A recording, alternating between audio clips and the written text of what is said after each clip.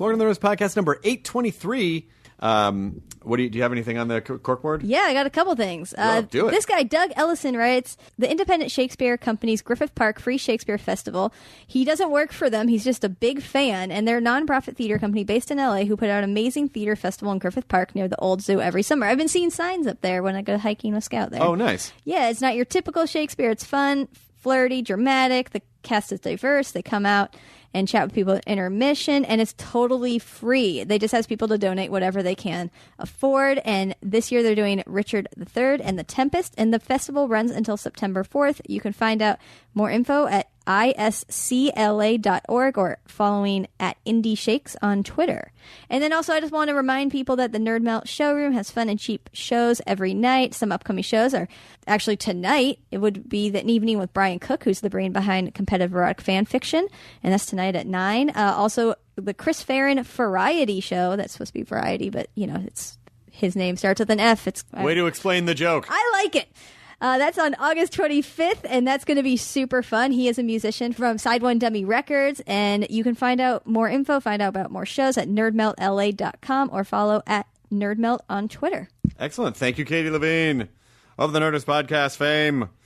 Do people recognize you from the Nerdist Podcast ever? Sometimes. At Comic-Con or something like that, they do. Do they follow you at KT_money? Sometimes on they Twitter. do, yeah. People in your fantasy football league like, hey, you're on the Nerdist Podcast.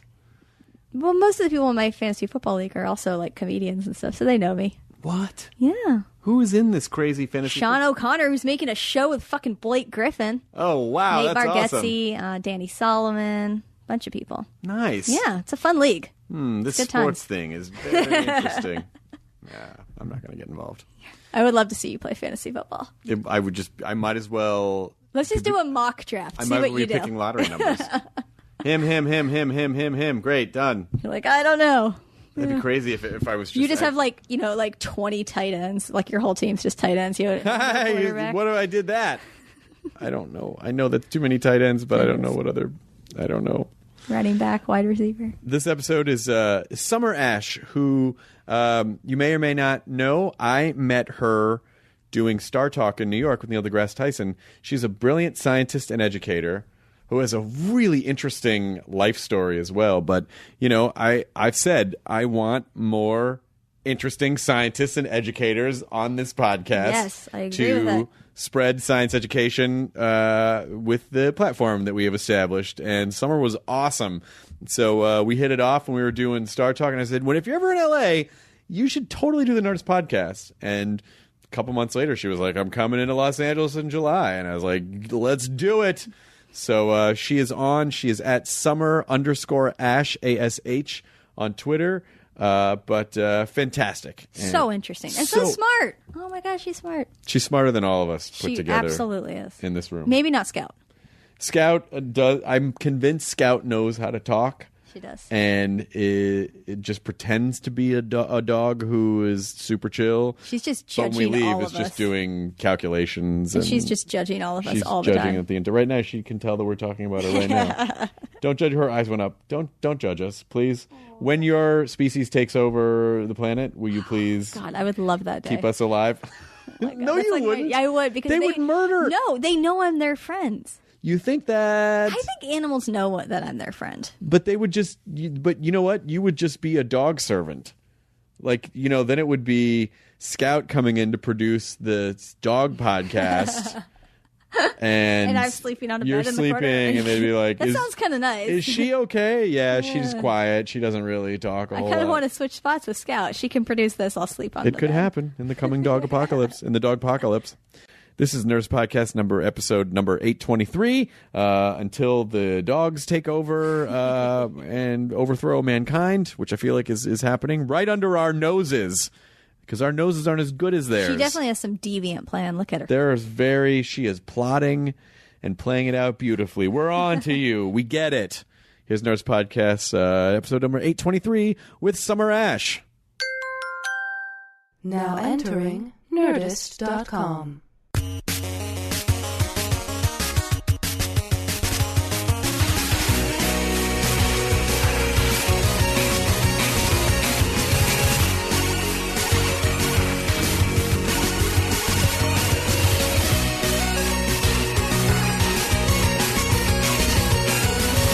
Summer Ash. I met doing Neil Tyson's Star. Is he calling it Star? Is it called Star Talk? Star Talk, yeah. On Star Nat Talk. Geo.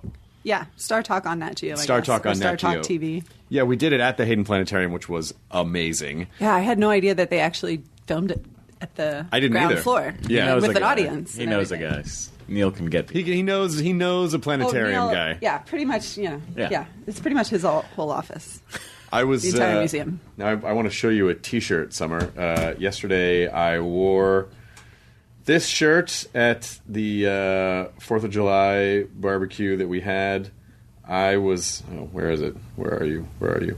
Boy, a lot of people. Oh, stop posting your family pictures. I need to get to my T-shirt picture. Where are we? Here we It's go. interesting. You don't go to your camera roll. You just jump to.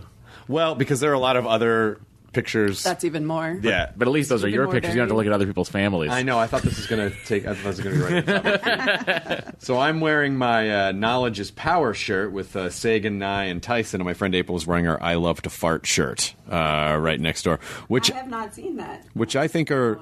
I do think the shirts are closely related. I related them using F equals MA.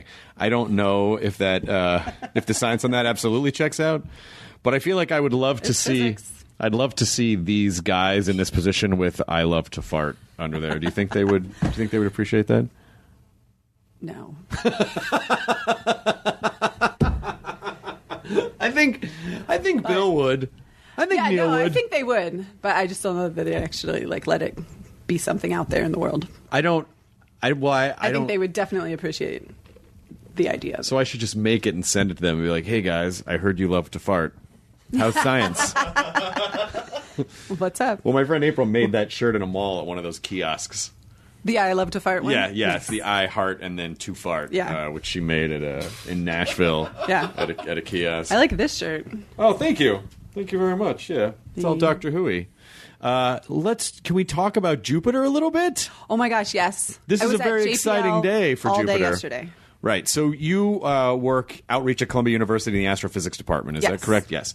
Among a lot of other things that you do. Exactly. But as a foundation, you are an astrophysicist. Is that? Yeah, Yes. it's fair to say, and a just science fan in general. Yes. So let's for a second talk about Jupiter and what's happening and when are we bringing what would they be When are we called? going to Jupiter? When are we going to Jupiter? When are we going to drop onto the gas giant and die quickly? Well, the craziest thing to me is that we still don't actually know if Jupiter has a core, and whether or not, even if there is some sort of ultra dense thing down there, if it's solid or liquid. Right. So that's one of the things that Juno, the mission that just arrived yesterday, hopes to try and answer, because it has instruments that can penetrate more deeply into the cloud layer than we've been able to do before. And how close is it currently? Well, actually, at this moment, it's sort of flying back away from Jupiter, because what it did is it came in like screaming fast. It was like one of the fastest spacecraft ever, and it had to slam on the brakes for 35 minutes. To drop into like this polar orbit. So it came in above and it dropped down, and then it inserted itself into like this 53-day orbit that they're going to do twice before they come back in tighter. Got it. But they can't come in really tight because Jupiter is like a death zone with the radiation. Yeah. So the spacecraft is doing like this big elliptical orbit where it's going through the danger zone and then coming back out on a 14-day orbit. Is it and then going playing back in and then coming out. Kenny Loggins' Danger Zone the entire time? I kind of hope it is. That would be I hope amazing. that's on the soundtrack in the Mission Control. Kenny, that is reflecting in our faces. Someone's phone is also. Mine's in airplane mode. Really proud of Mine that. It's stopped. Katie, if there's an audio problem, just like pantomime. You can't like. I'm just kidding. Just kidding. No. Noted. All right, I'm in now in Is it airplane better? mode too. No. Yeah, that's better. Yeah. Okay, so all good now? No more buzzing? No, we're pressing. Okay. I think the listeners would love that little behind the scenes moment. I don't know if they would. I don't know if the Well, listeners want. one way to find out. Don't put it in. Put it in. maybe it's Juno trying to contact us. Maybe. And say, guys, can you please? It's pretty harsh out here. Can you send an MP3 file of Danger Zone by Kenny Loggins? So I was keeping myself entertained while we were waiting for the confirmation of various parts of this insertion program of events. And I tweeted basically, this is a Juno right now, and it was a gift from Archer of something danger zone. See, what is very exciting to me is that there is a whole generation of scientists and astrophysicists who have a sense of humor and an understanding of pop culture. When do you think pop culture started merging into the sciences?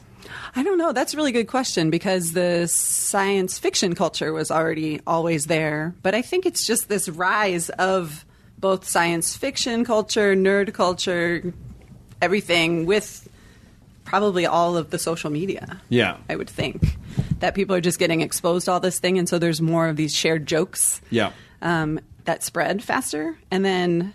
Oh, plus you can embed GIFs now in Twitter, which you couldn't do before. Exactly. So like it's a whole new I frontier. came late to the GIF game, and I am just all about the GIFs now. GIFs, so I try GIFs to on tweet Twitter were my as Juno. many GIFs as possible. The day that arrived, I really celebrated. So you're making Yeah. up for lost gift time. Yeah. So when Juno actually finished the burn and was definitely inserted into the orbit, I had a GIF from Adventure Time with the Princess Awesome. I think her name is, just going like, we got science. And so how long is it gonna orbit? Is it gonna do is it gonna do any moon tracking? No, not as much. So Galileo was this mission Right. that was from like 95 to 2003, Right. and that did a bit more of like a tour of the Jovian system. Right.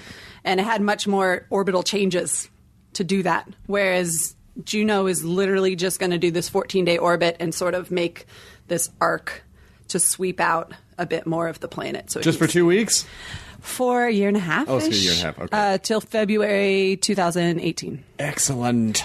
And also the woman Heidi Becker was this awesome woman on one of the press conference panels in the morning, and she was saying about the radiation that the spacecraft is getting every time it goes through is the equivalent to one of us getting 100 million dental x-rays. And that's not... That's you shouldn't every do orbit. That? You Right. shouldn't do that. Probably not. So what type Your of- insurance won't cover that. So what's the material that they have to make this out of to be resistant to that level of radiation? So not human tissue, right? It's not any type of cyborg? Correct. Okay. They put all of the instruments into like this titanium vault. That's what they actually call it. Oh, wow. Which is kind of cool. But even then, she was saying that the radiation is just going to still bombard the vault and eventually trigger the particles to break down. And so I think both the spacecraft's lifetime is limited partially from that, just because it's going to degrade. So this is really just a hello mission, like let's see what it is and get some clearer ideas of what makes Jupiter tick, and then there is no... Oh, no, but it's like the next level from Galileo, because Galileo sort of did that. And actually, in reading up before the Juno mission got there, I didn't realize that it's the 9th spacecraft to get there. Oh, wow. So we had... Galileo's the only other one that orbited. Everybody else did a flyby. Like both Pioneers, both Voyagers, Cassini, the Pluto, New Horizons, they all did flybys and took images. So Jupiter's not a stranger. It's just still a frickin' mystery. We just still want super, super up close. Yeah, and that there's this other theory that Jupiter formed first, and the big, massive, giant planets formed first, especially the big gaseous ones, in both our solar system and probably then in other solar systems. And so it's basically trying to also answer solar system formation and evolution questions. And so there's just like a shit ton of aliens on it, right? There's just a ton of... They're all through the Great Red Spot, right? They're having sibling rivalry. There must be, issues. yeah, there must be some type of... But we don't expect to find... We don't expect to find any kind of organic compound there, right? No, but not on Jupiter, but potentially on Europa. On Europa. Right. Which is also why they're going to kill the spacecraft by throwing it into Jupiter so that it can't accidentally contaminate Europa. Oh, that's of course. If it gets full of radiation and then ends up landing, and it's like, oh well, we just screwed that up. Now Yeah. we can't ever. So is Europa the most habitable of the moons? In theory, yeah. I think they think one of the other moons has some potential water as well, but Europa's the big one because I think there might be. Well, I think it's kind of confirmed that there is some sort of liquid saltwater ocean underneath, and it's just a question of is there anything else in there? They want to drill down, send something underneath. But it takes 5 years to get there, right? Yeah. Minimum. Oh man. Have you seen they have some of these prototypes Yeah. where it's almost like they use buoyancy. So it's like a rover that they send into the ocean, but then it floats. So the wheels are upside down on the undersurface of the ice. Oh, And then they drive it that way. that's awesome. That's so cool. They were testing science, it you in the guys. Arctic. They're testing those things in the Arctic. It's pretty cool. Well, I was just when we did Neil's show, it was so much fun, and I said, "Oh, you should come if you're ever in Los Angeles, you should come do the podcast and talk about science." And there was a heavy focus in that episode about women in science, and Mayim Bialik was he had done a remote piece with Mayim Bialik, and they were talking about women in science, and Neil had another researcher come out and spout out all these facts about the numbers of women in science, and so I said, oh, if you ever want to come talk about anything or talk about because you make science accessible for your nails are fucking awesome, by the way. Oh, they're Jupiter as well. Actually, Yeah, they're my minimalist interpretation of Jupiter and the Galilean moons. That's really awesome. So tell me a little bit about what you're what the hurdles are and where we're at and how to make it better. That's a lot of answers. We have a lot of time. I think so. Well, the hurdles are to some extent that kids don't get exposure to all the aspects of science at a young age. So you get your, I think I had maybe a solar system unit, if that, in elementary school. The rest of the stuff it was self-motivated research. And so I think, especially with astronomy, you get maybe this solar system unit, but then you don't get, most high schools don't have astronomy. Like, you just get your basics, like your foundations of physics, bio, geology, chemistry. And there's not enough of showing kids how they all connect and how they can also, all of those can be applied to like anything that you can practically think of. They don't get exposure to like what they can do with those sciences, with that knowledge in the variety of careers that are out there.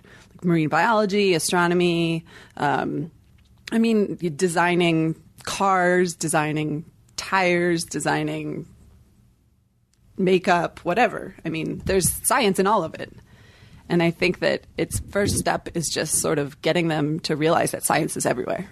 So how do you accomplish that? Especially if a lot of schools have, I'm sure there are a handful of schools that are just this is the curriculum and we have to follow this and that's what the school board says and there's no time to deviate. Obviously, it seems like it's up to each individual teacher to kind of have the skill set to communicate that to the students, or to even know that they could communicate that to the students, or do the extra work and not just come in and punch a clock and then leave when it's done. So how does that get helped? Well, it's a challenge because I do think that a lot of the requirements of curriculum boards and school districts really put the burden on the teachers, and I totally sympathize that they have no extra energy or time or motivation to really try and augment everything because they're already trying to just get everything that they need to get done.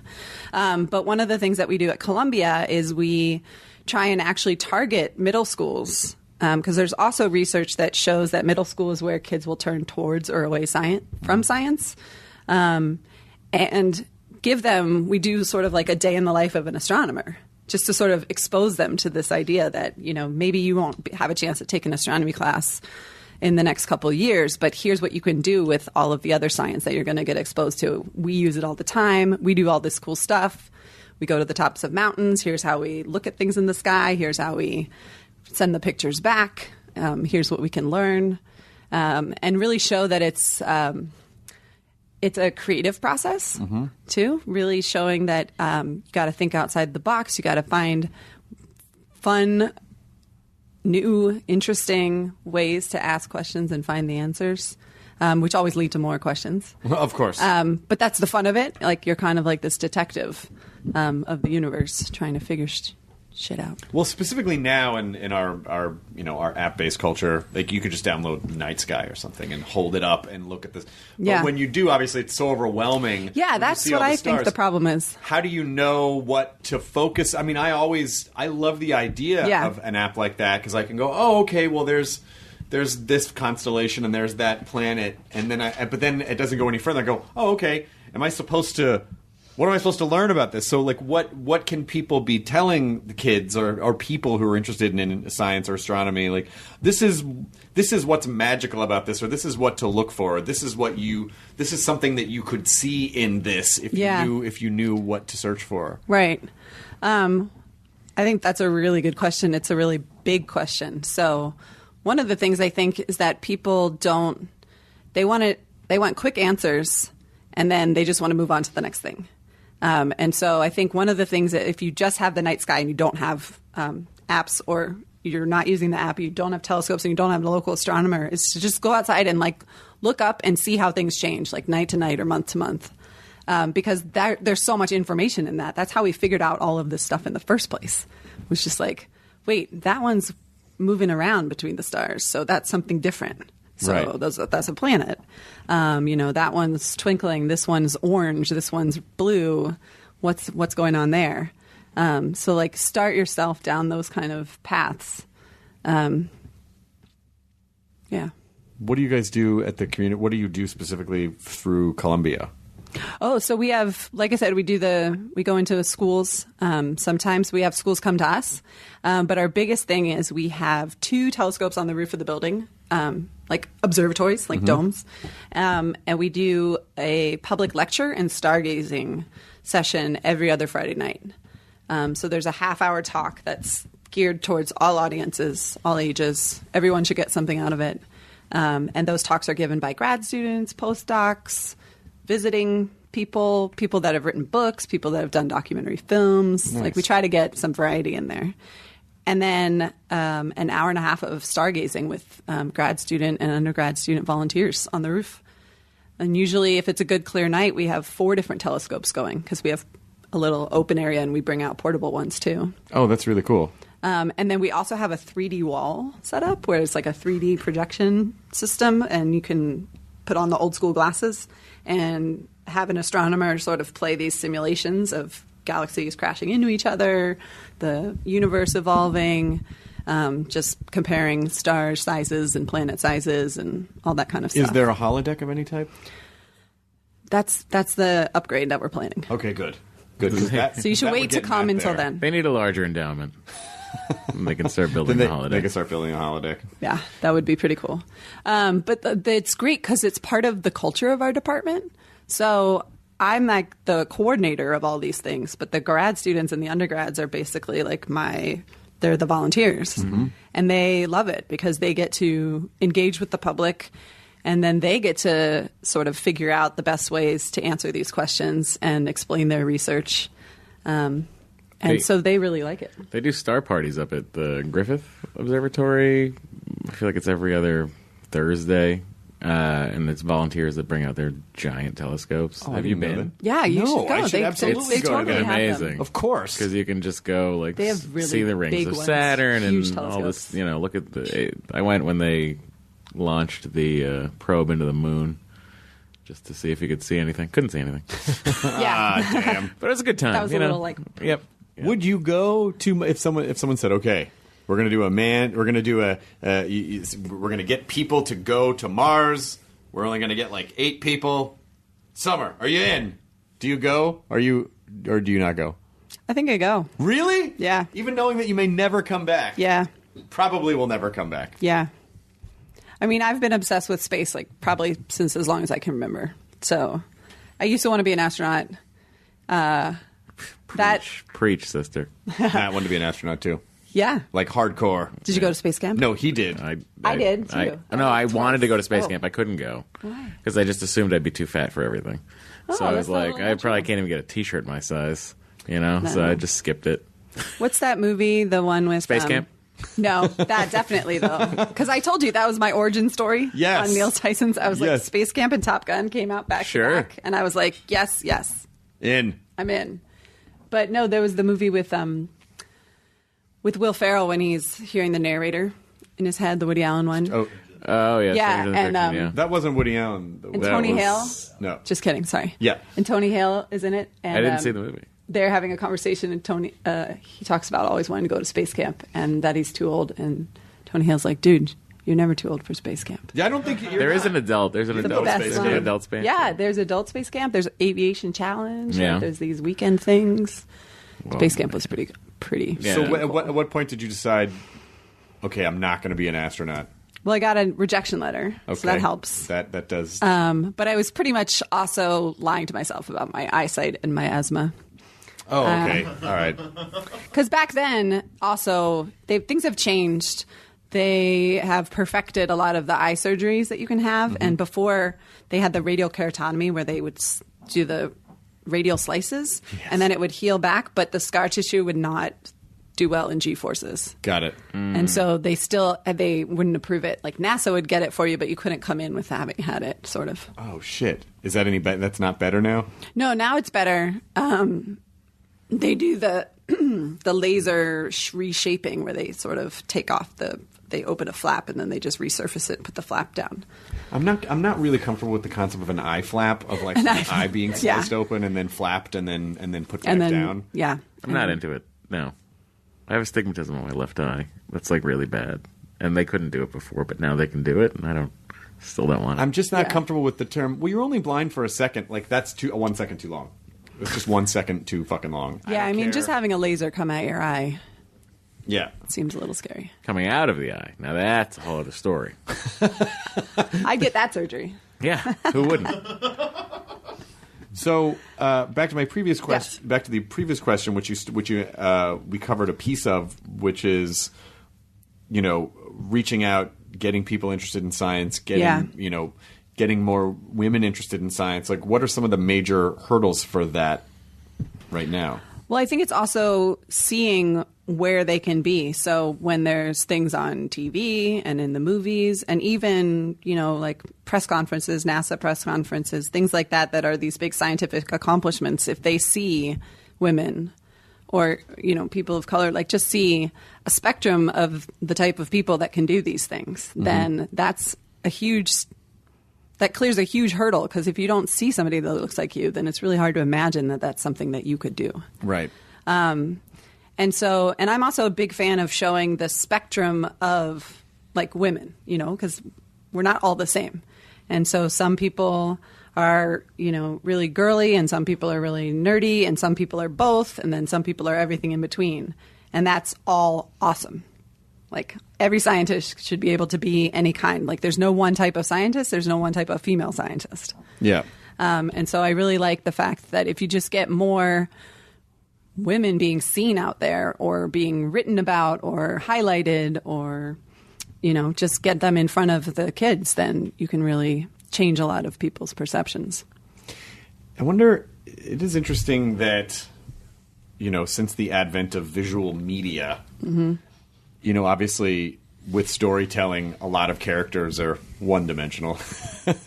But people watch that as, oh, that's a three-dimensional thing. It's like, very few times, like not everyone, especially if you're a child, has the ability to go, oh, that's just a one-dimensional representation of that type of a person because that was necessary for this story, and that doesn't represent all. But people really do. Yeah. I mean, I guess it must be some sort of an ancient biological thing where it's like, oh, you see your tribe and you see what other people are doing in your tribe, so you copy that. But visual media is an extension of that process. Yeah. And so, a lot of people don't go, oh, okay, well, that doesn't mean, just because that character was in them, it doesn't mean that's every type of character. Yeah, I think that's a hard leap for people to make.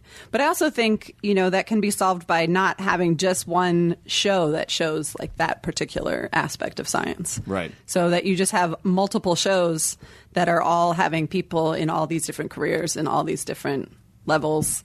That shows the whole spectrum. Like, you can have like scientists that are on Bones, and you can have scientists that are on like the medical examiners on the crime shows, and you can have the physicists and neuroscientists on Big Bang, and then there's a lot of other scientists that are in a lot of the, I guess, like the Marvel shows and the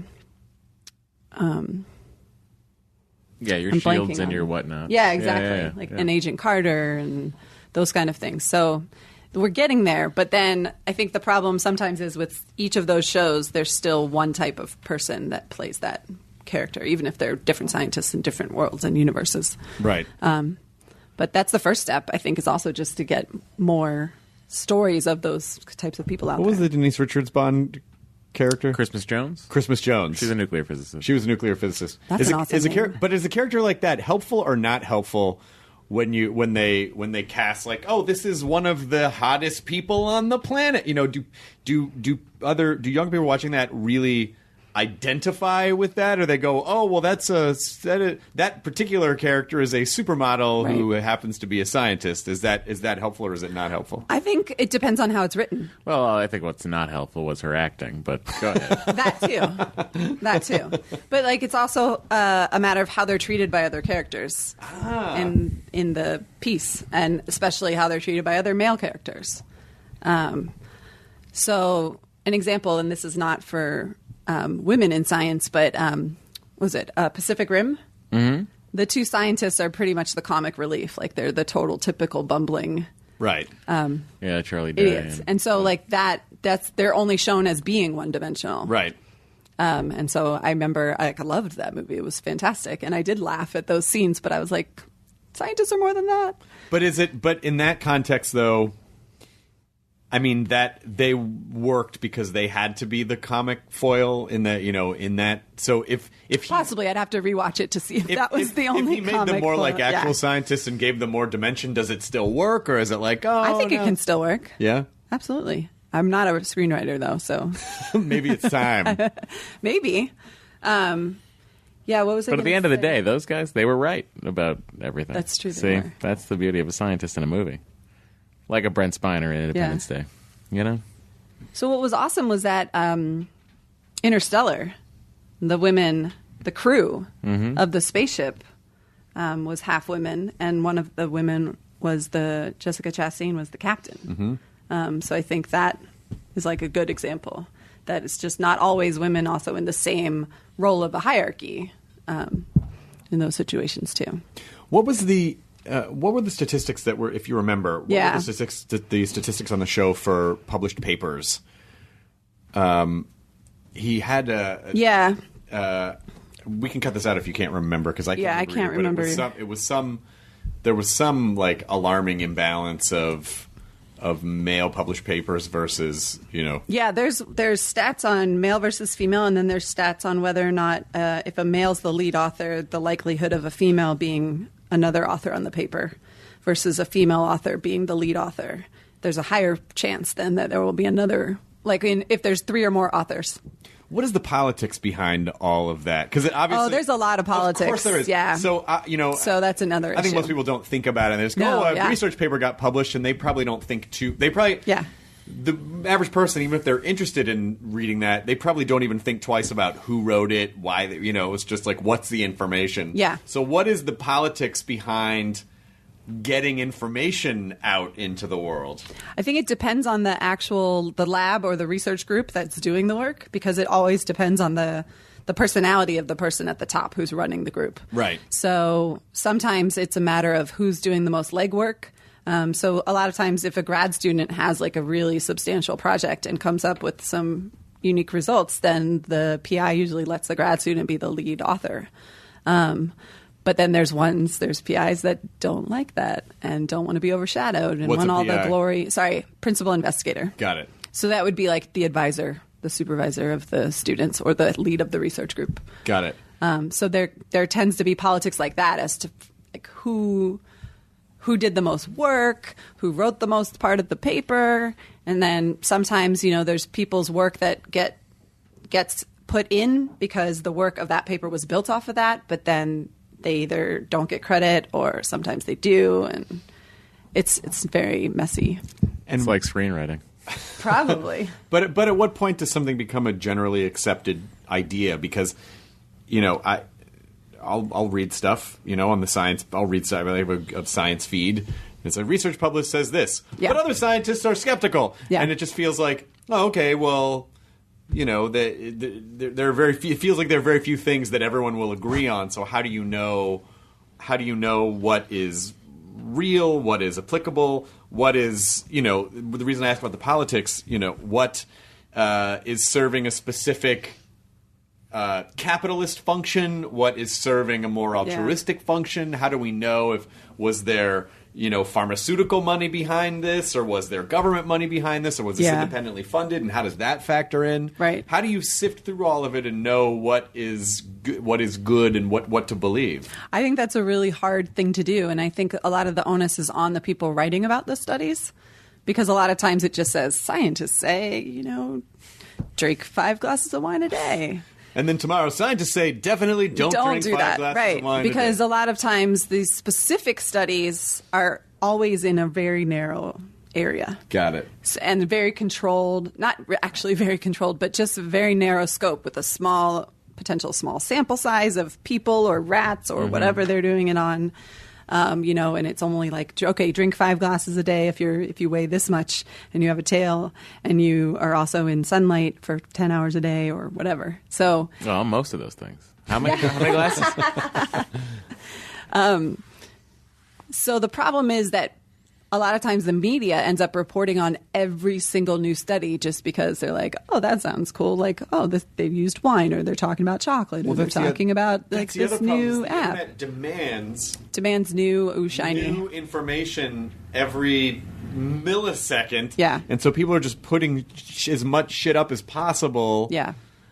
And that's a problem, because I think that then that is serving to confuse people and actually misinform people about how science works. Because science is incremental. You start on a small little island, and then you do an experiment, and like that allows you to just like move a couple feet forward. Right. And then somebody might do another one, and you can move a couple feet forward this way, and then this way. And each tiny little study and each single scientist is just incrementally just inching the field forward. And so you have to like amass this huge body of knowledge and experimental evidence in order to make the bigger leaps that come along. What are some of the biggest problems with science in general at the moment? You mean like questions that we're trying to answer? No, I mean problems in terms of, getting everyone on the same page, or navigating some of the politics, or government funding, or private Government research. funding is definitely an issue, at least in astronomy. I'm not sure. I think actually this past year there was a decent increase in maybe NASA and NSF funding, but it's always kind of borderline. And I think that's because a lot of the general public who vote for their congressmen don't, and Congress itself, there's a huge lack of scientists in Congress, or people with understanding of science and how it works. And I would be willing to exposure to it. Bet that when most people go to vote for whatever politician, they don't go, Yeah. how do they feel about science? Yeah. I'm sure that's usually not the first thing people think of when they go to There's the just poll. And the a few of answer us. usually is they don't feel great about it. Exactly. It's going to be one of the things to suffer or get cut. Yeah.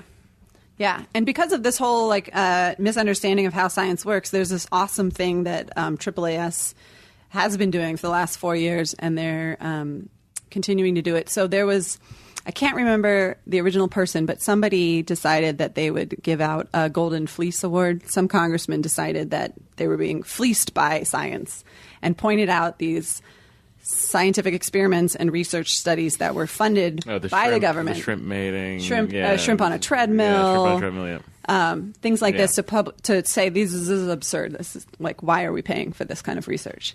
And Because the shrimp on a treadmill is a fucking viral video hit that will get you. I forget the reasoning behind that, but it was like think very the logical. It was very logical. yeah, it was all about how shrimp, I think, we might have to cut this out if I get it wrong. Yeah. But it was something to do with how shrimp process, like how they get oxygen out of the Yeah. water, because they were sort of like a proxy for how the quality of the water in certain places, and Right. therefore the quality of the ecosystem. So this guy basically used He's trying to call out a logical Yeah. fallacy and said, "Oh, so now we're putting shrimps on treadmills. We got to cut that shit." Exactly. When it was actually Yeah. not specifically for that. Yeah. So the AAAS, which is the American Association for the Advancement of Science, came up with this thing called the Golden Goose Award. And so what they're doing is that they're highlighting, I think, at least up to 3 different research projects 10 years later, because a lot of times it takes a while to see the fruits of this kind of research because it's a tiny step in a bigger process. But they're highlighting 3 different studies that would have been identified as completely absurd under the way that like that congressman was Sure. looking at things. Sure. And they're saying, you like this, or this just came out, like, this is how that got The foundation of this was a shrimp on a treadmill. Exactly. So shut the Yeah. fuck up about it. So they're doing that, like, and then they have an award show now. Like, they're having a little, like, award ceremony in September. That's the 4th year they've done it. Oh, that's adorable. I know, right? That's ridiculous. So think what it's really cool. What else are you working on besides your community outreach? I mean, not what else are you working on besides outreach at Columbia? So I was at JPL all day yesterday as a freelance science writer. I was covering the event for Smithsonian Magazine. Nice. So my piece came out this morning. Congratulations. It's very exciting. And that was really cool. That was my first time doing one of those events, like, as press. And so it was definitely a little bit chaotic. Always looking around going, should I be writing more? What's going on? That guy's been writing his notebook for like an hour. Yeah, Should we just exactly. scribble But it? it depends on your publication. So Smithsonian was cool with just like one piece being published after the fact, whereas a lot of the other publications were like, we need updates every hour. Right. So I'm glad I didn't have that, because it was also just super fun to be around there and hang out at JPL. Yeah. So I'm also doing Startorialist. Yes. I've seen the blog. Yeah. Yeah. It's the sort of the nexus of fashion and science. Yeah. So another astronomer, Emily Rice, who's an assistant professor at the CUNY Staten Island campus, City University of New York. She and I started Startorialist in the late fall of 2013. And it's Tumblr, but now it's Twitter and Facebook and Instagram. And we curate, we don't sell anything, but it's science and astronomy related fashion, but it's kind of also expanded to home decor, car decals, nail polish, whatever. Like a good lamp. Yeah, You gotta- lamps. yeah. Lamps. You Tents. got a Jupiter pillow in there somewhere? There is a Jupiter pillow. And it's way too much fun. But we also, in one aspect, was just totally selfish because we love this stuff and we wanted to like create a repository for it and share with other people. But then there's such a big fad of having galaxy images printed on things Yep. that we also we've gotten really good at identifying source images when the people don't say. Uh-huh. We're like, oh, that's NGC 290. Emily's even better than I am. But yeah, we're that geeky. And then like adding, on the blog post, like a little bit more information about like why this area of the sky is so cool and when that picture was taken and what telescope took it and what else is going on there. That's fantastic. So sneaking in the science. So a little bit of attribution with a little more science Science, information. suckers. Yeah, exactly. That's going to be our new tag on our post. I like that. And then I also read that you're drifting more into some of the life sciences as well. Is that true? Oh, with some personal experience. Yes. I am. Yeah. Let's see, on the 18th of July, so like in a week and a half, it's my 4th anniversary since open heart surgery. Oh my god! We did talk about this a bit. This is why I'm a superhero, during right? the commercial break of Neil's show, we did talk about the My bionic heartbeat. Yeah. Like Yeah. Captain Picard.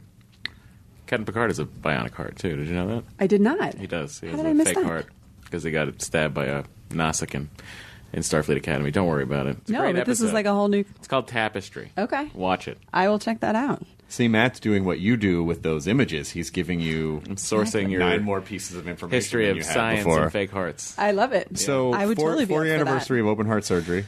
Yeah. I don't recommend it. All right. Well, we were off the gonna- list. 'Cause we were off next week, and we were both talking about doing Yeah, it. exactly. We're just going to go grab some open heart surgeries. So what, did you have a heart attack or did you have a congenital defect that they said we need to operate on this? Yeah, I had a congenital heart defect. I had the aortic valve, which is where all the blood gets pumped out to the rest of the body after it's been oxygenated and everything. And people normally have like 3 leaflets, and I had 2. Oh. So it's bicuspid aortic valve instead of tricuspid. Mm-hmm. And actually 1% of the population gets it. Oh, wow. So when I that's found that huge. out, I was like, I am the 1%. Why is Bernie Sanders so mad at me? But it can take a variety of routes. You can have a lot of different outcomes. So some people have it their whole life and no problems whatsoever. Some people have it and the valve stiffens and calcifies faster over time just because of the calcium in your blood. Like that happens to all of us, but some people it's a problem sooner rather than later, and they get valve replacements. But then the other thing is that when the fetus is forming, the embryonic tissue, the cells that code for the valve also code for the base of your aorta. And sometimes if you have the defect, you also get less elastin protein in your aorta. Okay. So then it's more prone to stretching out. And the big thing I learned is that an aneurysm is not the exploding of a vessel. It's actually just the ballooning out. So that's what I had, an aortic aneurysm. So my aorta was stretched out 5 centimeters in diameter, and it should have been 2. And that was something that happened one day where you said, oh, I don't feel right? No, it was something that happened one day where a doctor said, this is what's inside you. Did you feel... But you have no sensation of it because it's asymptomatic. And so you didn't notice anything about, walking upstairs? Nope, Oh, I'm short it doesn't affect you whatsoever. So it was a rude awakening kind of thing. I was like, what? Excuse me? I actually got an email. So I saw a cardiologist in upstate New York at a smaller hospital, and she was the one who did the original tests. And she literally emailed me, and she's like, don't panic, but I think you should see a heart surgeon. Oh, boy. I was like, okay. So that was in March of 2012, and in July, I was on the operating table. Oh. And did they give you any, it's like, well, if you don't do this, you might be okay? Or did they say, if you don't do this? My surgeon said, I can't give you a number or a date. He's like, but in the next 2 to 3 years, it could blow. And you would just drop dead because it's your main blood vessel. So if it ruptures, you bleed out. And unless you're already on an operating table, you don't have very good chances. So at that point, he doesn't need to give you a date. Like 2 or 3 years, it doesn't matter. Yeah.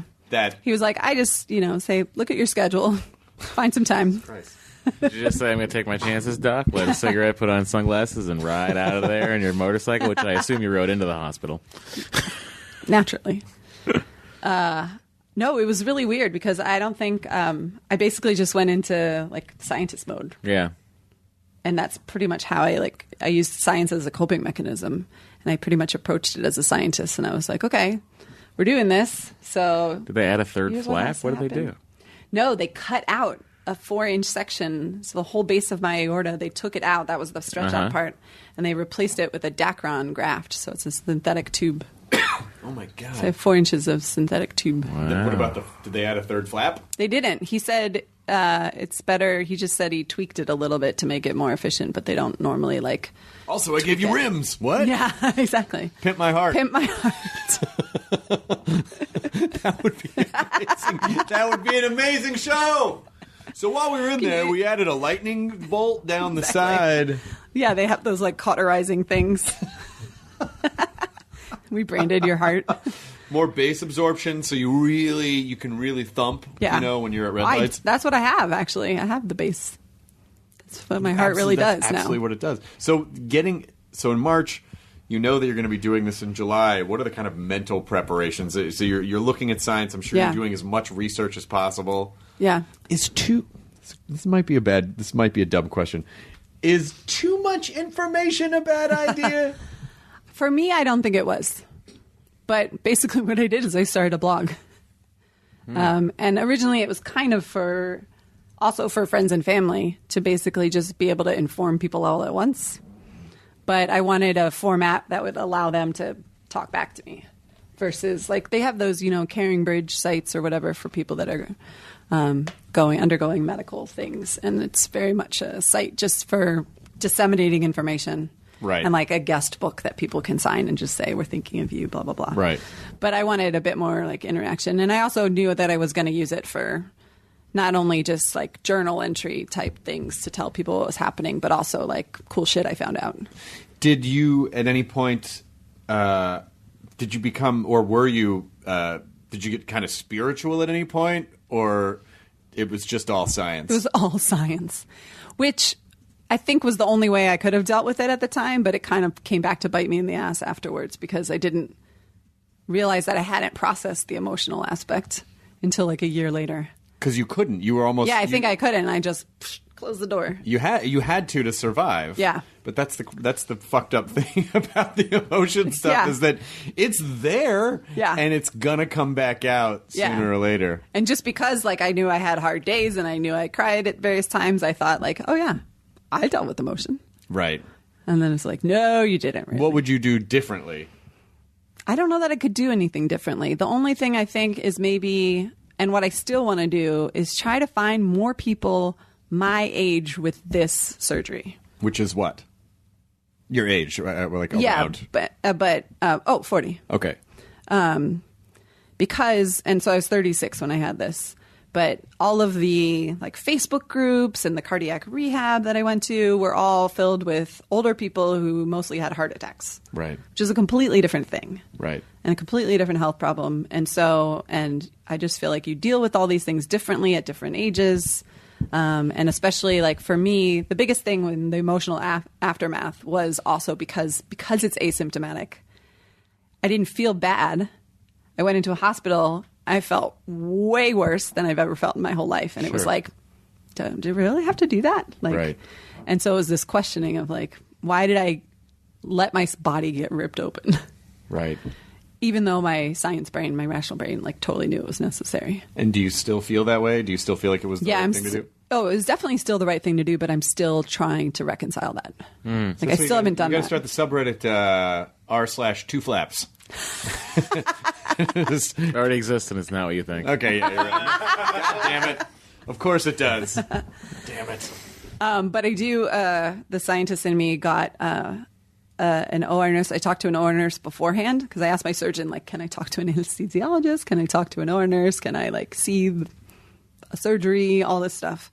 And he was pretty cool about a lot of things. And so I talked to an OR nurse, and he switched onto my surgery as a result. And then I brought my iPhone into the operating room, and he took pictures during my surgery of my open chest cavity. Did you look at those right away, or did it take some time? I did, actually, no. Because, like I said, the emotional part, like, I was just like, If you ever this is awesome. run into surgeons in life, like my friend Ross, his wife is a trauma surgeon, the photos on their iPhones are amazing. The bad news is we dropped your phone in your heart. So, your heart is good. The good news is your heart has a data plan now. We can always find you. That's right. That would absolutely be there. She is. Oh, she's a little blue dot walking Right. up she just moved. Yeah. She moved 3 blocks. Right. She's doing her walkings. That's good. So how are you emotionally preparing though for this at all? I mean, is it you in the months and days leading up to it? Like I said, I think I just kind of ignored all that. I didn't even realize what I needed to do. I was sort of trying to like logistically plan it all. So I'm an only child, and then I have a single parent, just my mom.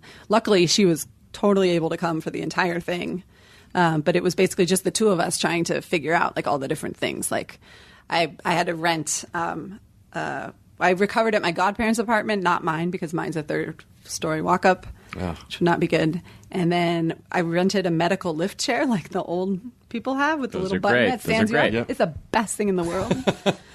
And I couldn't sleep on, like, I slept in the chair for 2 months because I couldn't sleep on my back. I couldn't open my chest. Oh, my God. And then, sort of arranging for people to come visit and bring food and, like, give my mom a break and all this stuff. So it was like, I'm a type A. I just went into organizational mode. What's the last thing you remember before you went under, and then the first thing that you remember coming back? So hilariously, this is what I think also they shouldn't do for the emotional aftermath purposes. I walked myself into the OR and climbed on the table. Oh my! Because I had no effect of my quality of life. And I'm looking back, I'm like, you really shouldn't have done that because that kind of messes you up a little bit. Did you just say, don't fuck this up? Well, what they did let me do is they let me put music on my iPhone. Mm-hmm. So I had Fresh Prince and DJ Jazzy Jeff playing Summertime. Nice. As I lay down. And then they started putting in all the IVs. And so then I passed out pretty quickly, I think. And then the first thing I remember waking up, that I just basically was like, fuck. This is the most pain I've ever felt in my entire life. And I was literally, my first thought was, can we go back to 8 hours ago? And was that how long the surgery was? 8 hours? No, I think that was like when I woke up. So right. the surgery was maybe, I think like I was in the OR like 5 hours, and the surgery was like 3. I was on the heart-lung bypass for like 3 hours, I think. Oh my God. Yeah. So was the pain radiating from the center of your body, or was just everything? I think it came from the center of the body, but it felt like everything. For sure. Just because that's like, it's a full sternotomy, so it literally cut the entire sternum. Sorry. No, it's Anybody fine. listening? No. And so everything pulls on that. It's just like your core. So moving your arm, moving your legs, moving your head, like everything pulls on that, especially when it's been like separated. How long was your in-hospital recovery? How long were you in the hospital for? 5.5 days, I think. Yeah. So there's this mix at the end because I was like, I need to get out of here. But at the same time, I was like, but can all of you nurses come with me? Because I don't want to be that far from you. Does not sound like a lot. I know, right? Time. Yeah. But you don't want to stay in the hospital because like that's where you get other infections. Staph and all infections? this stuff. Yeah. But for the most part, it was good. The ICU, they kind of mismanaged my pain, so there was also like that kind of whole trauma. My whole first night was just the worst. Oh my God. Until I got a little pump of Dilaudid. I had Dilaudid on demand. Did that, and that made the pain go away? Yeah, and then I got to a point where I was making shit up. Like I would see something in my head that was happening, and I thought it was real, and I would start talking as if that was happening in the room around me. And my mom would just look at me, and I was like, "Am I making shit up again?" She's like, "Yeah." So what did time feel like? It felt really slow. Really slow. Like I felt like I was in the hospital for a long time. Just because, I mean, I'm basically alternating just between being awake and sleeping. Right. But yeah, it just felt like the days were a lot longer. And just moving slow, because I moved slow. And so it didn't really feel like things around me were moving fast either, because I was on a special cardiac rehab floor, so everybody was in cardiac rehab. Right. And then how long did it take before you woke up and said, "Oh, I think I actually start to feel normal again"? Oh, like a year. It was a year? Yeah. Because it took so much. I had an entire year where I focused on only my physical recovery. And even up until like almost a year, I would exert myself, and then the hole that I fell in was like not proportional to how much I exerted myself. Sure. It would always feel so much bigger. So it took like a year for that to feel like it was proportional again. But how long did it take before you could walk around and... So they make you walk from minute one, practically. What? Yeah. So the first day, they're like, "You're going to stand up and sit in that chair." And I was like, "No, I'm not." And they're like, Gotta "Yeah, do it. yeah, you are." then So you just get the heart pumping and everything circulating again. So that's like your biggest assignment every day is walk. Oh, Jesus. Whether it's really slow, really fast, whatever. My godparents' apartment was on Park Avenue. Sorry, on 79th between Lex and Park. And there's a 5-degree slope. And I couldn't do it. My brother-in-law lives on 77th. Okay. Between there. Yeah, I know exactly what you're talking so about. So from yeah. Lex to Park, there was a 5-degree slope. Could not do it. The first whole week, I wasn't actually even out on the street. I was just doing laps in the lobby. Oh, no. 3 times a day. Oh, no. Yeah.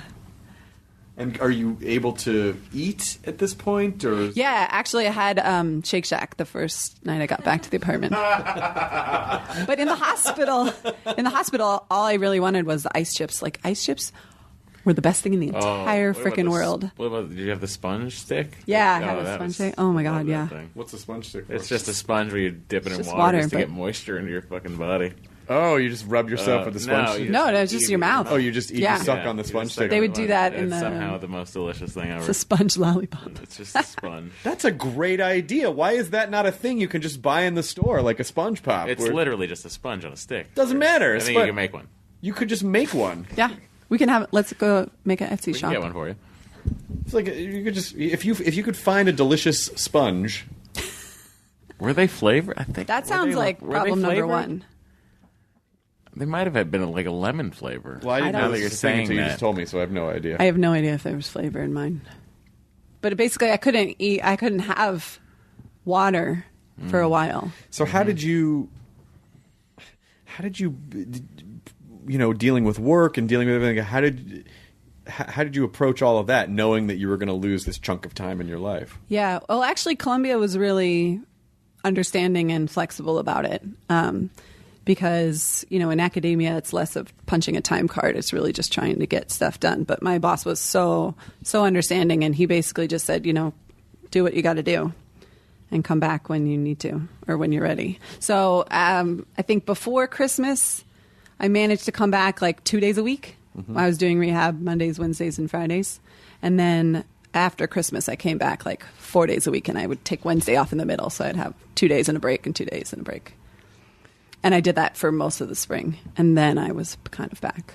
And was your recovery pretty, on point the whole time? Like, everything looks good, everything's fine? I think it is from, a doctor's standpoint. But what I wasn't prepared for, also being an overachiever, and is that there's so much up and down and, 1 step forward, 3 steps back. Right. And it was more like, well, I'm doing exactly what I should be doing. Why is it not a straight shot?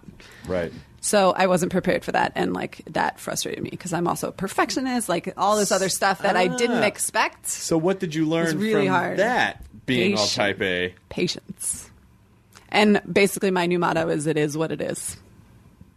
Well, that's Bill Belichick's motto, too.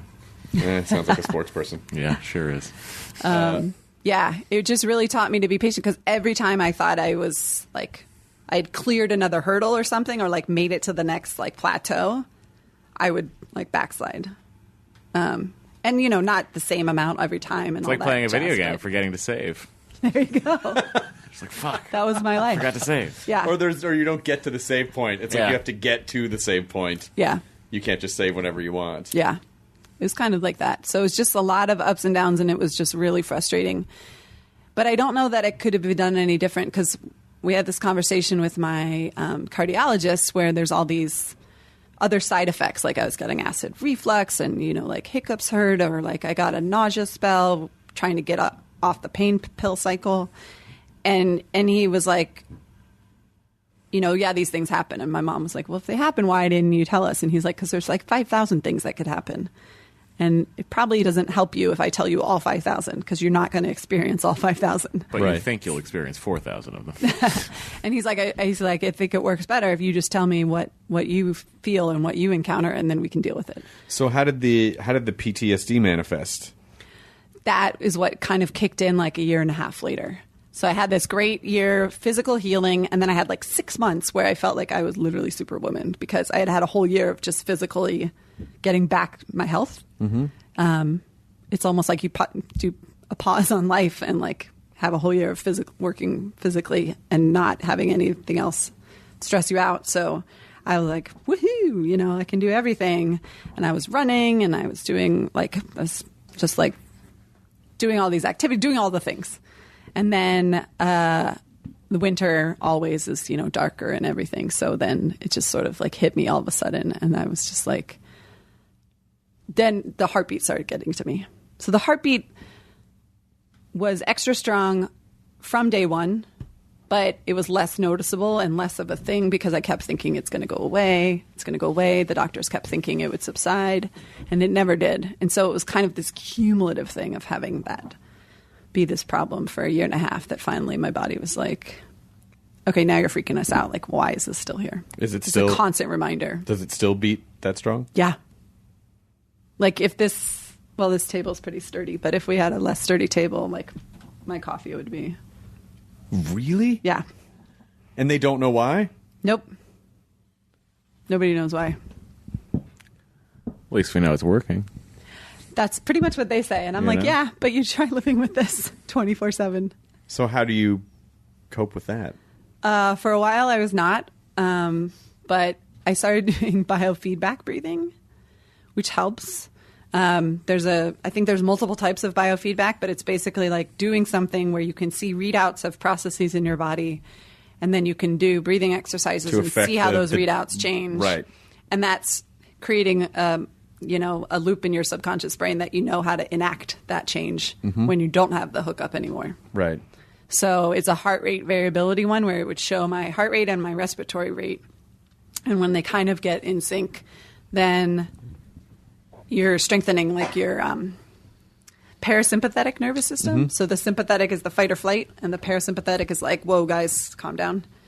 And so the point is not to keep the fight or flight from doing its thing, because you want it to be able to freak out and know when danger is, but it's like strengthening the ability of the other one to recognize this is not a real one, so rein it in. So what would you say to people who are about to undergo a major surgery or something that they know is going to keep them down for a while?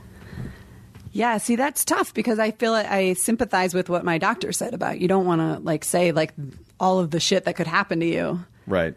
So there really is no way to do it other than to go through it and then see what happens. But I think it's also important to just allow them or let them know that things will be difficult and things will be hard, and that's okay. You just got to take it as it comes, and you can't impose these milestones on your body. Your body's going to do what it's going to do. Mm-hmm. And so as long as you don't have the personality that's going to really run up against that. Right. Yeah. So like be forewarned, if you have that personality, we're just going to be like, well, yeah, because a lot of, especially if someone is kind of a control freak or, you know, but then not having control, like how do you surrender that control when your brain is like, I must control things, can't control things. Exactly. And then the other thing is, there are groups, like there's a guy that created this book, like heart valve surgery for patients. But it's kind of like heart valve surgery for dummies. But he created a website, and there was journals, like a forum essentially. And then there's Facebook groups for heart valve surgery patients. And those helped at certain points. Because sometimes those groups were spread out enough. The spectrum of people in them was enough that there would at least be some people that were younger, even if the surgery wasn't the same. But at least people were going through similar things. Do you have an addictive personality? I don't think so. Okay. She got off the pain meds. I think. Well, that's the thing. Yeah, I'm wondering how people with addiction. Yeah. You can't. I feel like. I'm not really understanding what all of the available drugs are. I don't know. You obviously would have to do some type of pain medication schedule if your sternum has been cracked open. Right. So how do you, how I wonder what that process is like for people. Yeah, I don't know. For me, it was really interesting because, I used to watch House all the time, and my experience with pain medication was like, I have no idea how you can pop those pills because these things are messing me up and I hate them. Right. So I didn't know how people got addicted to them because they were really like, I had a lot of nausea and I just did not like being on them whatsoever. Well, I think when people do get addicted to those, because I've heard, people when they build up like an opiate tolerance or they build up like a tolerance to like Vicodin. Sure.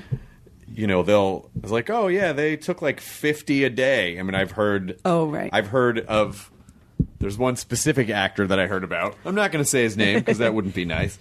But when he was kind of at the height of his Vicodin addiction, it was like 50 a day. It's like the tolerance just builds up and builds up and builds up, and then and then it flips, and it's like, oh, they need that to just feel normal. So with when House was just eating them like Tic Tacs. Yeah, that's true. That was just he was already at that threshold. He was already at that threshold to just stay at that median level of houseness. Yeah. I definitely, at one point, my cardiologist wanted me to start rationing down, and I tried, and I was like, no, because the pain was still there. Right. But I think that was real, not in my head. Well, the fact that you're not still taking them is probably a good sign that you were right about that. Yeah. But there's a guy, and I can't remember now what his profession is, but Seth Moonkin, he's on Twitter, and he's a science writer. And he wrote a recent article where he had to go in for a surgery, and he tried everything to put in place in the heads of everybody that was going to see him on the hospital side that he had a previous addiction. So he wanted to make sure that he was that was taken into account with his pain medication. And he said it was the most frustrating thing ever because they all disregarded him, and then of course he had a problem getting off of them again.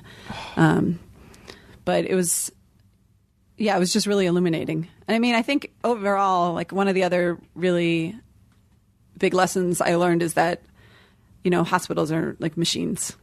And so it's really hard to feel like somebody is consistently aware of you and your particular path through their care. Do you feel like the sort of the infrastructure of a hospital, which I assume is largely litigation defense and dealing with insurance, do you think that kind of makes them a little less human in a way because they have to if we do it this way, we're going to get sued, so we gotta, or do you think it's a funding issue? What do you think is the problem? I don't know. I think for me, it was more that multiple people would come that were involved in a team, but nobody, every time they came in the room, said, I'm working on this team. Answer all these questions for me. Mm-hmm. They just walk in and start asking questions. And I literally, when I was coherent enough, I would be like, stop. What's your name? Which doctor are you working with? Oh, I don't work here. Yeah. What? Because my surgeon didn't tell me, I have this team of residents and here are their names and they're going to be checking on you. And the cardiologist has this team of residents, nobody laid that out. And so it was unclear to me when somebody came in. I was like, well, I just told so-and-so. And then they're like, oh, I don't work with so-and-so. I'm like, well, you should, because you're all talking to me. Well, the fucking last thing you need to be dealing with when you've just had major surgery is weird hospital bureaucracy. Yeah, exactly. You guys fucking figure it out. Yeah, exactly. I'm done talking for the day. Yeah. Yeah. I'm literally done talking for the day. I cannot talk anymore today. That actually happened. I mean, also because of the sternum, when I was recovering and people would come visit, I could talk 10 minutes and then I'd be done. Because it was just, I couldn't take deep breaths. Jesus. So I remember the first day that I opened the refrigerator door. I remember the first day I touched the back of my head. And I remember the first day I picked something up off the floor. Those were milestones. Absolutely. But those, I would imagine, are... So what does that do to you mentally when that when previously your milestone are probably career achievements or whatever, right? And now your milestone is opening the refrigerator door, and tying your shoe or going to the bathroom alone. What does that do? At the time, they were celebratory. I think in retrospect, or as time went on, then it was more just, when am I going to be able to do this again? Right. When am I going to be able to do that again? The biggest one was actually just, when am I going to be able to crawl and curl up in a bed? Because the most comforting thing ever is getting around lots of pillows in the fetal position. Mm-hmm. And I couldn't do that for 3.5 months. So I just stare at the bed and be like, I want to be in you. Oh, no. And then I go back to my chair. And then ultimately, what did you take away from the whole experience besides, what was it? It is what it is? It is what it is. Well, this is another one. The tattoo? Yeah. It says, I can't go on, I'll go on. That was, it's actually a line from a Beckett play. So one of the last lines, The Untouchables, I think, or The Unnamables. But that's how I felt. I felt like I had to express, I can't go on, but it wasn't that I wouldn't go on. Right. So it's just I had to express the frustration and the exhaustion and then regroup and take the next step. And where's the blog that you wrote? It's called Defective Heart Girl Problems because it was a good hashtag. That's amazing. And when did you stop updating it? I still update it. You still update it? Yeah, it's a little bit sparser, but I still haven't posted about the biofeedback, but I posted about the PTSD and the trauma. And then I posted about, because one of the things that would happen, I made a post last year when Hubble had its 25th anniversary, because as an astronomer, I'm Hubble's my guy. Yeah. And I couldn't. Are you a Hubble honey? I'm a Hubble hugger. Oh, Hubble hugger. Yeah. Hubble got you. Do you remember those? No. That was the best segment ever on Jimmy Fallon before he switched over. Oh, no, we don't remember those. He had this guy play Milky J, who was a full Yankees uniform, and Jimmy would give some space news, and he would be like, whoa, whoa, whoa, whoa, whoa, Jimmy. And he had all these pictures of nebula, and he's like, you need a picture of the galactic center? Hubble got you. And then he slammed it down. It was the best. I wanted to meet him. I wanted to be him. Anyway, so yeah, Hubble got you is also one of my favorite hashtags. And I really wanted to participate like in the events because there were going to be events down at the Space Telescope Science Institute in Baltimore where Hubble is managed from. And I had actually been at the original Hubble launch when I was a kid, when it launched in the space shuttle. And then I was at the last space shuttle launch that went to Hubble to repair it, the big repair mission. Mike Massimino. Mike Massimino when he broke the handle off. Ripped the handle off. Yeah. The bolt was stripped. Pretty fucking awesome. Former podcast guest Mike Massimino. Making shit happen. Isn't he the coolest? Atlantis. Oh, That was great. Atlantis, I believe. Yeah, it was. Yeah. But my heart, like, I was like, what it does is the certain days the pounding gets to me more than others, and depends on like what I'm able to distract myself with or not. But the most annoying part is that sometimes when like my work as a science writer now, especially, is I have to sit at a computer and concentrate and write, and that's when it becomes like the most dominant thing. Of course. And so it's my ability to try and Have you like figured suppress out that what the sensation. BPM is on your heart?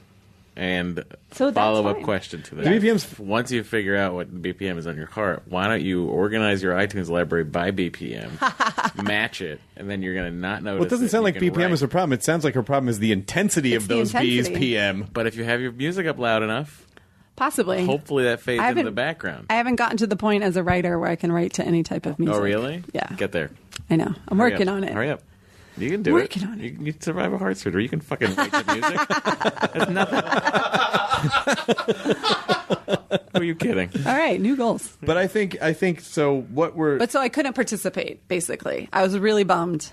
And it really got to me because I was like, now this is preventing me from doing the things that I want to do. how many broken hearts can you survive? Exactly. So I'm just saying, like, that's another example of something I wrote about was how, like, my connection to Hubble and how I was frustrated that the heart was kind of getting in the way, but that I was realizing that there's more for me out there and there's still more for Hubble out Boy, there. I cannot wait till you watch that episode of Star Trek Next Generation. Seriously. I'm very excited. You're going to now. love it. Because he finds out that the heart surgery that he thought was this burden all his life Yeah. actually made him Captain fucking Picard. He gets to I see do what his like life that. would have been I like do had he like not that. had to go through that surgery. It's called Yeah. Tapestry. Did you bid on any of the Patrick Stewart auction? No, it was far beyond my reach. Did everything go? Well, I don't know. I didn't even check on results. Oh, gotcha. When was this? Recently? Like July, early couple- July 1st, I think. Yeah, it's a something couple like days that, yeah. ago. Yeah, he auctioned off a shit ton of just memorabilia that he had, like full script sets from shows and Nice. stuff like that. I saw him do Shakespeare once Really? in D.C. He played Othello. Well, Sounds like him. What an yesterday asshole. he released a country album. Yep. Seriously? Yeah. Yep. Oh, I think I saw a picture on Twitter that didn't make sense at the time. Now it does. Now it does. Full country album for charity, but still Yeah. full country album. Cowboy songs. Does Ian McKellen make an appearance? I don't think he does. I don't think he does. It's possible. Oh, I don't well. think he does though. I think it'd be really great to. Didn't fucking tell me that there wouldn't be like a great like golden tombstone with like Patrick Stewart as Wyatt Earp and Ian McKellen as Doc Holliday. I'm your Huckleberry. That'd be amazing. That would be amazing. I know Doc Holliday died before he became an old man, but let's just suspend our disbelief for a minute. Well, in the original series, they go to a planet and Doc Holliday is there. Don't worry about it. I'm very worried about it.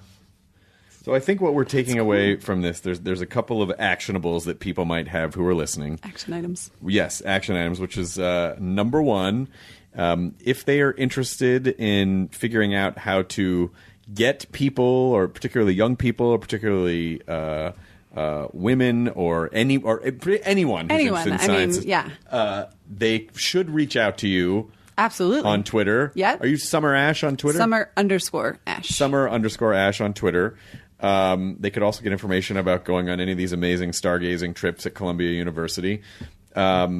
They can visit the fashion blog Startorialist. Yes. They also, I guarantee you, there are surgery survivors out there who are probably like, oh my God, or I know someone who just went through this. That would be remember awesome. that girl at one of our live shows that said she had 6 open heart surgeries? Yeah. And then I said, which one was your favorite? I remember that. Was that Atlanta? I mean, hopefully she Atlanta still or listens, Boston. and maybe she should reach out if of she's still course. Did she listening. give an answer? She said the third one, I think. She said, Wait, yeah. it might have been Royal Oak. like Detroit. Oh, with just you and I when Jonah missed his flight. I feel like maybe it was that one. Classic Jonah. I feel like maybe it was that one. But people should reach out to you because, I'm sure there are a lot of people that don't know where to go or who to talk to because that whole process is so inhuman. So, having something or a forum or people to talk to kind of guide through all the human parts of it to help deal with the PTSD, I'm sure there must be something out there. Yeah, I hope so. I think it's also one of those things where you think that you're the only one. Right. So it's helpful when you find other people that are going through the same thing. That is statistically impossible, particularly with the internet. Exactly. Well, if 1% of the population has... Yeah, that too. There's a lot of people. There's a lot of people. Yeah, even if you start kind of narrowing down who has internet and who's... It's still going to be a large number. It's in the millions. It's going to be a substantial number of people. So if anyone out there has a bionic heartbeat... So what is there? Please let me know. Anything else you want to promote or anything else you want to let people know about? Well, actually, I already gave the story once, but I was going to tell you about my shirt that I'm wearing, even though this is a radio broadcast. Is that Jane Goodall on your shoulder? That is. Yeah. Absolutely. And there's a Mae Jemison in here somewhere. She's the first astronaut, black astronaut. When she was like 25. She's right there. Thank you very much. She loves Star Trek. She is on the. She guest starred. She's on the con. Is that Krista McAuliffe? Possibly. There's Sally Ride is on here. Sally Ride. Yeah. But basically, Chris is up here. So there's this great story of how the shirt came to be. So It's a shirt with like it's black and white with photoshopped heads of women scientists all over it. Yes. Yeah. And there's a lot. There's a lot, front and back. So it's called like That STEM shirt or That Other shirt. Mm-hmm. In reference to when the Rosetta mission, the one that ESA launched to the comet and then had the little Philae lander that went down and landed on it. The morning of their first press briefing, one of the engineers wore a shirt that was slightly offensive to women in science. Oh my God, that's right. But so then on Twitter it was like that was that shirt. Oh right. In a not good way. That quote shirt. unquote, yeah. That was like the hashtag. But what came out of it is that this other woman who was on Twitter, another woman in science, just did this, a tweet where she had taken a picture of the broadcast and slapped these really poorly done photoshopped heads of women on it and was like, fixed it. And then everyone on Twitter was like, I would wear that. And she was like, that really? shirt. So she did a Kickstarter for that other shirt. That's and genius. they make it in tees for women and men, and they have a Hawaiian shirt version as well, button up. And it comes with a little book and a poster that gives a key to who all of the women are, and it tells you about their accomplishments in science. That's fantastic. That's better. I bought one at I feel like it was the Flandreau Science Center in Tucson, Arizona. That was it was a women in science shirt, but it just had a couple of women in science on it. But this must be hundreds. Yeah. Which I think is an awesome example of the fact that there's so many women out there in science who have done amazing things and had huge contributions to science that most people still don't know of. So there's so many more stories that need to be told. What is one story that you still have left to be told? What do you want to do? Oh, wait. What do you want to do? What do you want to? What's next on your? What's next on my list? What's next on your achievement list? Do you still have the same? Well, I've been on the Nerdist now, so I can check that off. That was very easy. Do you still have the same level of ambition that you had before, or is post Bionic Heart? Did that make you go? Maybe that's not the most important thing, or did that make you go even harder? I think what it made me go harder towards is that I just want to help other people struggling with things that I struggle with. So definitely getting more involved in PTSD, depression, suicide awareness. Mm-hmm. Just because I feel like those things are important and there's so much stigma attached to those. Was that part of your struggle? Not the suicide part, but I know basically depression unchecked can just lead to that. Yeah. So what I recently did at the beginning of the month, there's the American Foundation for Suicide Prevention, and they do an overnight walk every year in 2 different cities. And I always wanted to do it because it's called Out of the Darkness Walk. Mm-hmm. So you literally walk all night. And so there was a 17.5-mile walk through New York City. And it's just an amazing community, and it was so well organized and such a great cause. And so everybody has T-shirts, and you write on the back, like, the reasons that you're walking. And then there's luminaria at the finish line, and everybody decorates them for either people that they know are struggling or people that they've lost. And I think that's going to be like a new annual tradition because I really liked that. When is that? Next year, it's always like May or June. Okay. Next year, it's in San Diego and D.C. Okay. This year was San Francisco and New York. Got it. I'd rather do New York. It's much flatter. Yes, exactly. No, the flatness was really Yeah. We go up Lombard Street. appreciated. I mean, I'd do it in D.C. It's kind of flat there. Yeah, just one hill, But Capitol Hill. San Diego's no, it's not. San It's not. Diego's it's a little hilly. You're gonna walk 17 miles. You're telling me you're not gonna hit some hills in San Diego? Well, yeah, I know, but it's yeah. for a good cause, man. Well, for a good I'll cause. do my good cause when it's flat. Okay, good. They have snacks along the way. Yeah, it's still not good enough. One of the stops had lollipops and tattoos. No, I'm listening. Sponge sticks? Yeah, right. No, I think what's more important to me is to just like make the world a better place, which sounds really cheesy, but I feel like through my little slice of it with helping to increase science literacy and then also for astronomy, like just appreciation or spreading the awe like of the universe, just because I feel like there's so much cool shit out there. And I think of it every time I look up. So I came out of JPL last night and Jupiter had already set, but Mars was sitting there and it was like, you know, as orange as that poster. And it's just so freaking bright. And every time I do that, like I send out a tweet and I'm like, everybody go look up. Because I feel like people don't stop and sort of just like look around them and just like reflect on where we are. No, our faces in our fucking phones. Yeah. And then, you know, like help the people behind me. So like help the girls and the boys and whoever is interested in science and wanting to do cool stuff in ways that I can help them like achieve those goals. I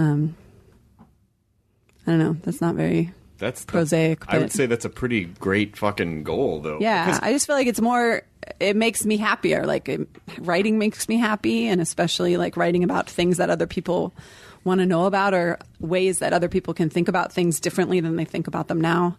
well, sure. That's really satisfying to rather me. than having a very, you know, that kind of linear career goal of like, I want to get more blah, you know, Yeah. I want to achieve more blah for me. Yeah. It's basically you wanting to achieve those things through the reflection of appreciation of science and other people. Yeah. I mean, that's a pretty spectacular, because that can take so many forms.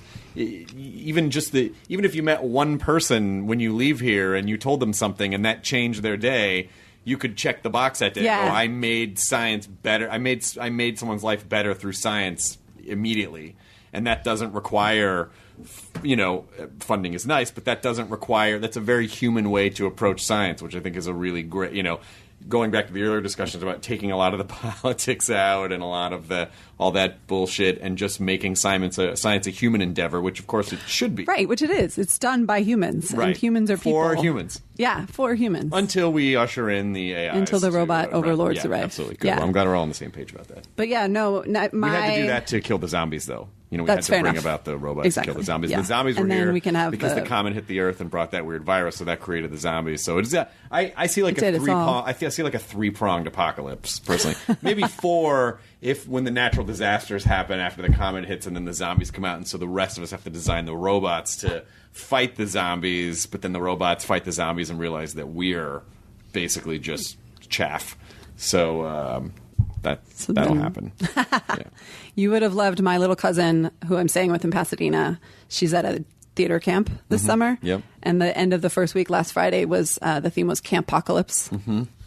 So I helped her come up with her little outfit, which was basically like her soccer shin guards covered with tinfoil, and she made like wrist covers out of toilet paper rolls covered with tinfoil, and she had like this like wine box like that hung off of her that she could put her like snacks and gear in, and we wrote on it like, "Are you ready for Campocalypse?" Fantastic. She was all over it.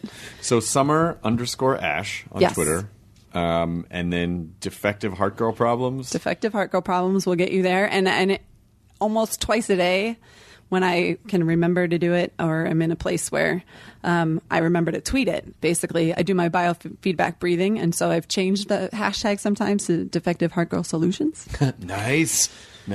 But I tweet that for my own accountability, and also just to keep raising awareness, or putting it out there.